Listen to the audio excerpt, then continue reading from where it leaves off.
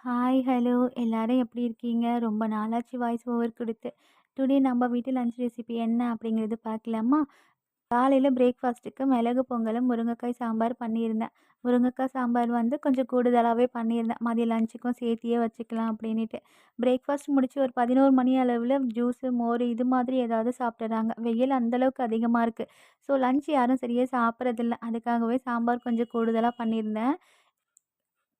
காலையில பாப்பா டியூஷன் முடிச்சுட்டு வீட்டுக்கு வரும்போது, காய்கறி ஏதாச்சும் வாங்கிட்டு வரணுமா மம்மின்னு கேட்டிருந்தாங்க. கண்டிப்பா வாங்கிட்டு வாங்கன்னு சொல்லியிருந்தேன்.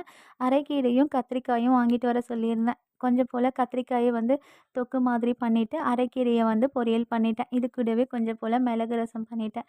இவ்வளோ தான் நம்ம வீட்டு லஞ்ச் ரெசிபி இன்னைக்கு. உங்க வீட்ல இன்னைக்கு என்ன லஞ்ச் அப்படிங்கிறத மறக்காம கமெண்ட்ல சொல்லிட்டு போங்க. வெயில் அதிகமா இருக்கிறதுனால அடிக்கடி மோரு, ஜூஸு, தண்ணி இது மாதிரி எடுத்துக்கிறது நம்ம உடம்புக்கு ரொம்பவும் நல்லதுன்னு நான் நினைக்கிறேன்.